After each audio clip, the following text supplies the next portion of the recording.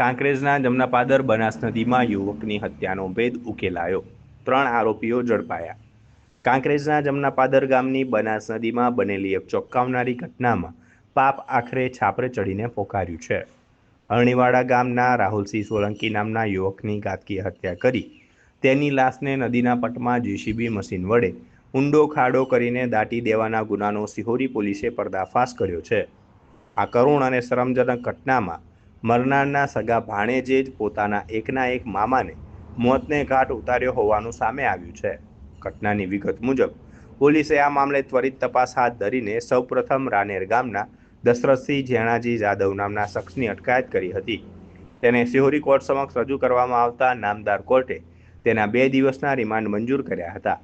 પોલીસની કડક પૂછપરછ દરમિયાન દશરથસિંહે પોપટ બનીને આ ગુનામાં સામેલ અન્ય 2 સહ આરોપીઓના નામ ઓક્યા હતા।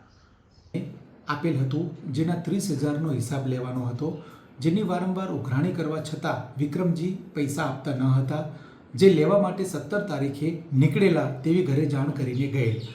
જેઓ પરત ન આવતા 18 તારીખે પોલીસ સ્ટેશન તેઓના પરિવારજનો તરફથી ગુમ જાણવા જોગ નોંધ કરાવેલ હતી, જેની તપાસના ભાગરૂપે સિહોરી પોલીસ સ્ટેશન દ્વારા શકમંદ વિક્રમજીને લાવી ઊંડાણપૂર્વક પૂછપરછ કરતા શરૂઆતમાં કોઈ હકીકત જણાવેલ નહીં, પરંતુ યુક્તિ પ્રયુક્તિથી પૂછપરછના ભાગરૂપે વિક્રમસિંહ તૂટી ગયેલ અને તેને જણાવેલ કે હું પૈસા આપી શકું તેવી સ્થિતિ ન હોય, આર્થિક સંકળામણના કારણે તેને આપી શકું તેમ ના હોવાથી અમારે માથાકૂટ અને ઝઘડો થયેલો, જેના ભાગરૂપે તેને ટોમી મારી અને એનું ત્યાં ખૂન કરી નાખેલ અને ત્યાં જેસીબીથી ખાડો ગોદી અને આની ડેડ બોડી દાટી દીધેલ છે।